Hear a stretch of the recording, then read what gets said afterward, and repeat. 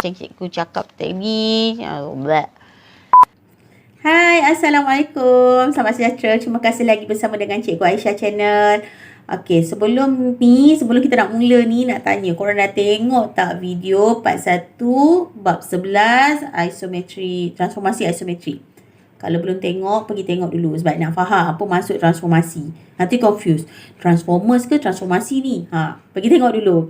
Lepas tu boleh faham apa maksud kongruen. Kemudian baru hari tu saya ada sentuh sikit tentang translasi. Boleh tengok sikit apa tu translasi, introduction dia.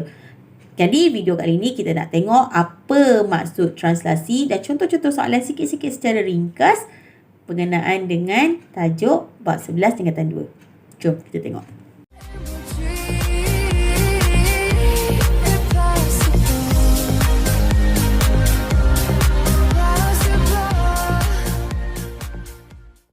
Okey, jom kita tengok bab 11 transformasi isometri dan kali ni cikgu cakap tadi kita nak masuk translasi. Translasi ni sebenarnya kita dah cerita pada video lepas ni. Kita nak masuk lagi sekali, tengok lagi bahagian ini sebab cikgu nak refresh balik.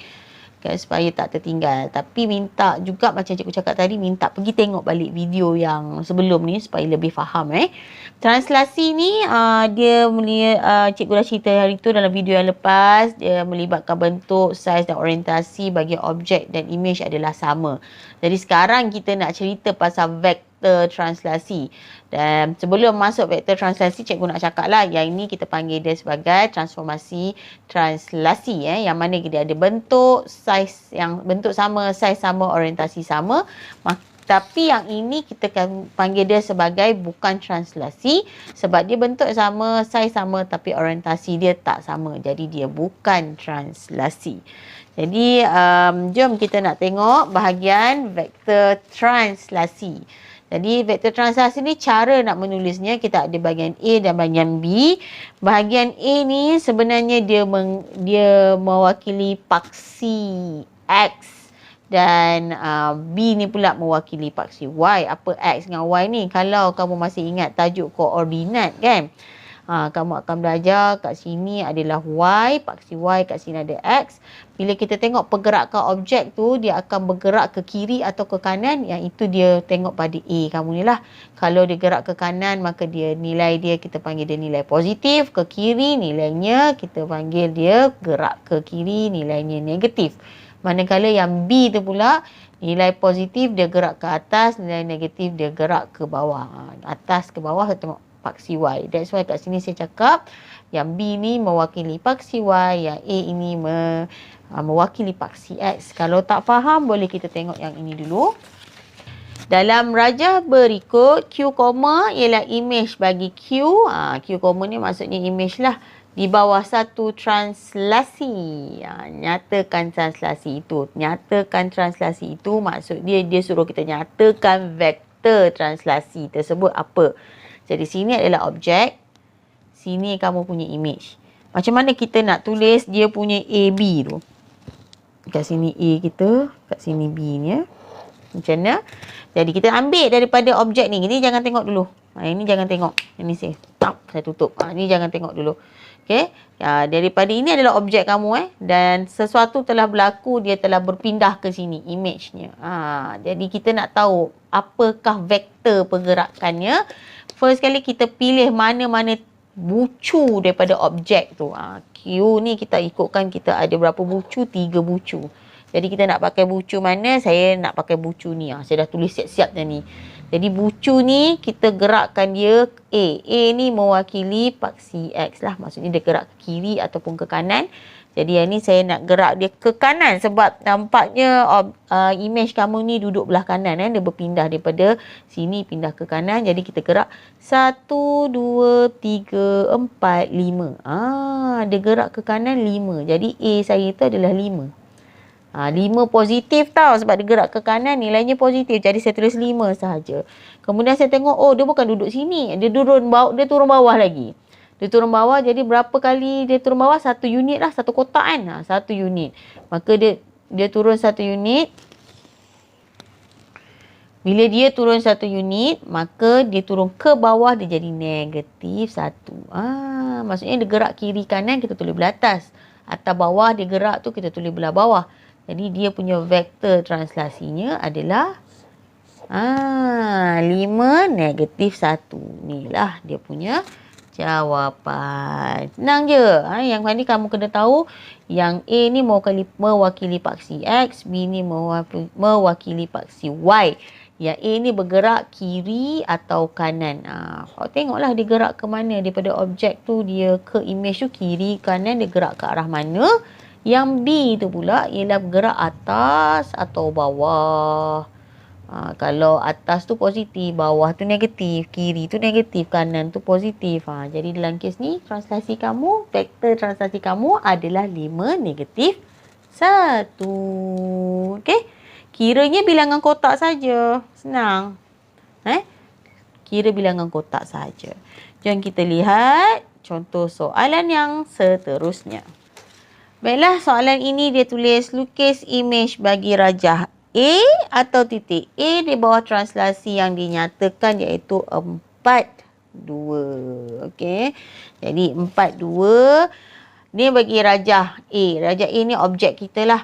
Dan daripada objek ni kita nak tahu ke mana dia berpindah. Transformasi translasinya ke mana. Jadi kita tengok dia punya kat sini 4 ni mewakili nilai A, 2 ni mewakili nilai B. Jadi 4 ni dia nak ke kiri atau ke kanan. Kita pilih. Mula-mula kita daripada sini kan kita ada 3 bucu objek kita ni. Mana-mana bucu pun boleh awak guna untuk gerakkan. Saya nak pilih bucu ni lah. Jadi bucu ni dia cakap 4. 4 positif ni. 4 ni maksudnya positif. Jadi kita gerak 4 ke kanan. 1, 2, 3, 4. Okay. Belum habis tau. Sebab dia kata lepas tu B. B kita gerak 2. 2 apa? 2 positif maksudnya ke atas. Kalau negatif bawah tau. Kalau positif atas. 1, 2. Maka titiknya kat sini. Ya. Jadi semua tu kita buat macam tu lah. Semua titik tu kita buat macam tu. Untuk part sini pun sama. 1, 2, 3, 4. 1, 2. Okey, duduknya kat sini. Okey. Titik yang ni pindahnya nanti jadi kat sini. Titik ni pindah nanti jadi dekat sini. Kemudian yang ni pula berapa? Okey, kira pula. 1, 2, 3, 4. 1, 2. Oh, duduknya kat sini. Sekarang 3 titik tu telah berpindah atas transformasi translasi menggunakan vektor translasi bawah 4, 2. Dan jomlah kita lukis dia punya titik. Dia punya garis sambungan antara titik. Okay, sekarang saya garisnya antara titik. Senanglah translasi ni, Wak.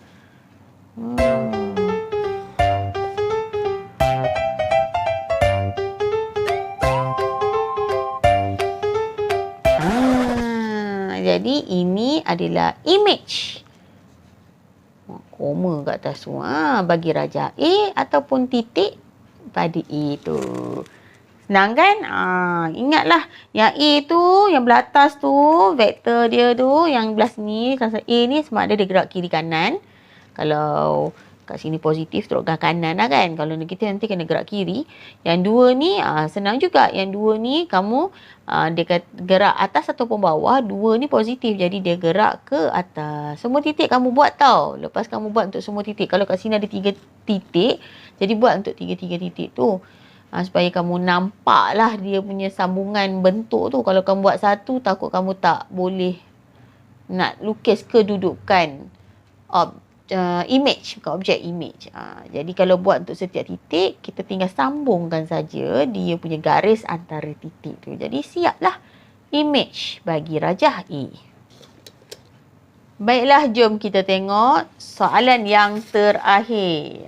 Tentukan kedudukan image bagi titik B di bawah translasi dengan menggunakan kaedah pengiraan yang mana kita kena kira. Okey, selain daripada menggerakkan titik, kita juga ada teknik pengiraan untuk mengira translasi tanpa perlu bergerak-gerak macam saya tunjuk tadi lah. Gerakkan ikut kotak ni kan. Okay. Kalau nak terus gerak pun boleh, tapi dalam kes ni dia minta kita guna kaedah pengiraan. Jadi jom kita nak belajar macam mana kita nak kira kalau dia bagi kita vektor translasi macam ni dan dia suruh kita kira kira kedudukan image bagi titik B.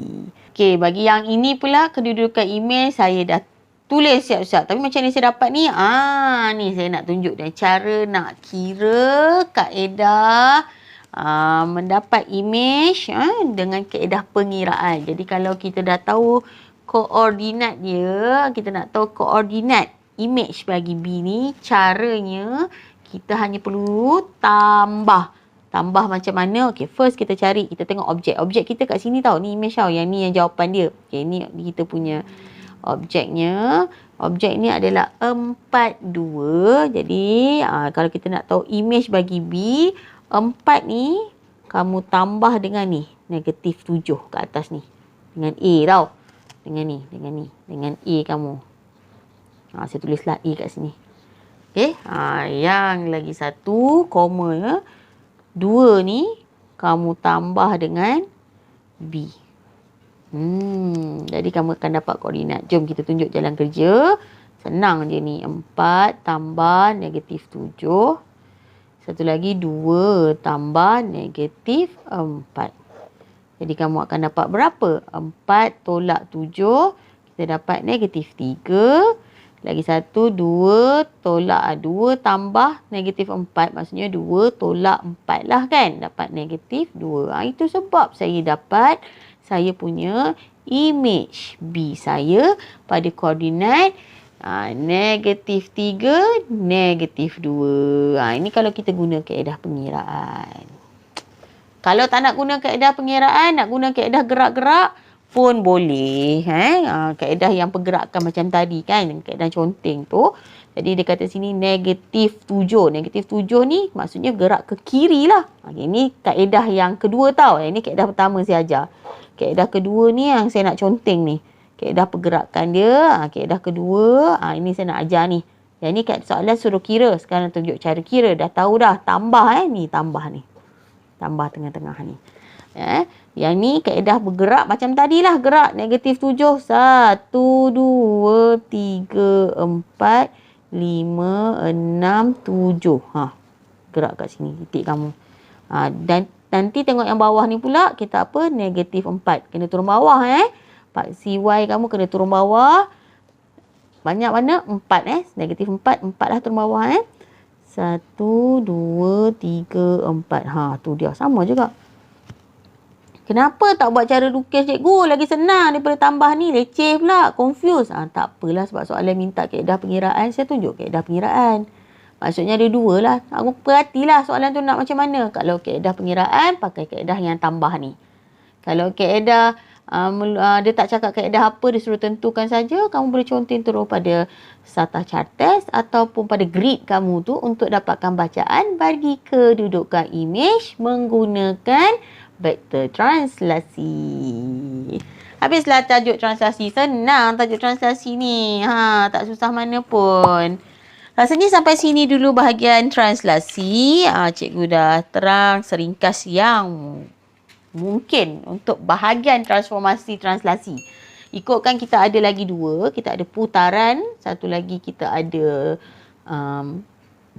pantulan. Yang ni yang kita akan bincang pada video yang akan datang. Jangan lupalah tengok video yang akan datang. Kalau ada salah silap, cikgu minta maaf. Boleh follow Telegram cikgu. Kat situ cikgu pun ada share juga cerita dalam Cikgu Aisyah channel ni. Dan ada juga pelajar tanya soalan dekat Telegram tu, mana sempat cikgu respon, mana tak sempat. Cikgu minta maaf banyak-banyak sebab jadual cikgu agak pack, kadang tertinggal-tertinggal nak jawab sebab cikgu kan kerja sepenuh masa kan, mengajar. Baiklah, rasanya sampai sini saja. Kita jumpa lagi dalam video akan datang bagi tajuk transformasi isometri, bagi tajuk putaran dan juga pantulan. Kita jumpa lagi. Bye-bye.